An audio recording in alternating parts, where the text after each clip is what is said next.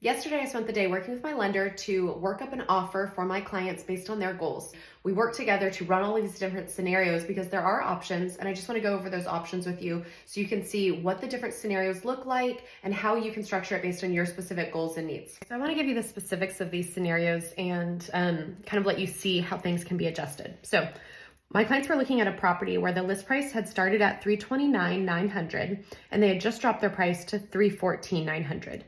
The first thing I did was I ran comps to see where we believe the appraisal is going to come in. And based on a near identical comp, all of the same stats that just sold, I believe that this property is going to come in at $340,000. This is important because if we have a contract price over where we think appraisal will come in or where the appraisal does come in, then my clients will either have to make up the difference or the sellers are gonna have to agree to come down. But anticipating where the appraisal is gonna come in is important as you factor this in because it's gonna affect a lot. Your clients can invest in inspection, option fee, all of these things, and then it falls apart because appraisal. So know that going into it. So I feel like we're very comfortable. We've got plenty of room to work as it's undervalued right now. The next step is to look at seller concessions. So my clients are going FHA, which means they can ask for up to 6% of the purchase price back in seller concessions. This is invaluable because you can use these seller concessions, which means seller paid contributions. They will pay for you to buy down your rate, closing costs, however you and your team decide to structure that. And that's what we're going to discuss. So here's a few scenarios. Well, actually, no, I'll start with the last scenario. So the last scenario, if we were to offer at asking price of $314,900 and not ask for any seller concessions at all, my client's closing costs, which includes their down payment, would be $25,000.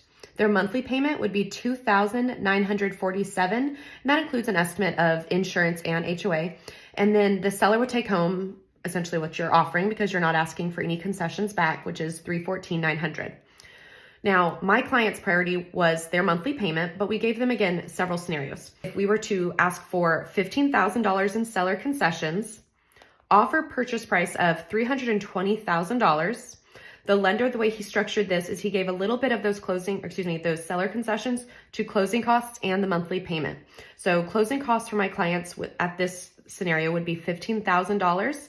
Monthly payment would be $2,940, and then the sellers take home $305,000 because it's our offer minus the seller concessions they give back. Another scenario would be for us to offer at $330,000, ask for a max amount of concessions back, which is $19,800. Again, giving a little bit to closing costs and a little bit to monthly payment. My client's closing costs would be $14,000 and their monthly payment would be $2,937. And then the sellers would take home $310,000. So sellers take home about $5,000 more, even though they're giving back almost $20,000. Offering $10,000 more with seller concessions, my client still had less closing costs and a smaller monthly payment. That's how powerful seller concessions can be. And that's just with less than $5,000 increased in seller concessions.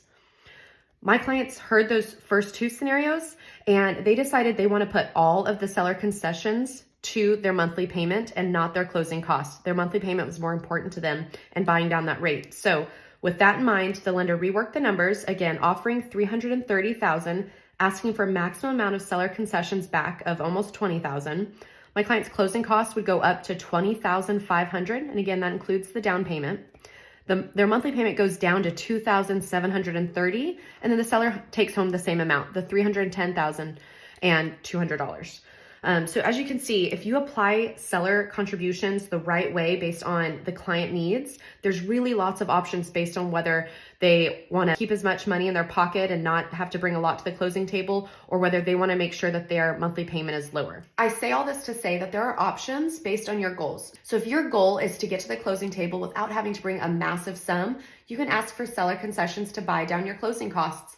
And if your goal is to make sure that your monthly payment stays as low as possible, you can apply those towards buying down your rate. So work with your team to figure out how to structure the offer to make sure that it meets your goals, because there are always options. There are ways to get creative in these offers.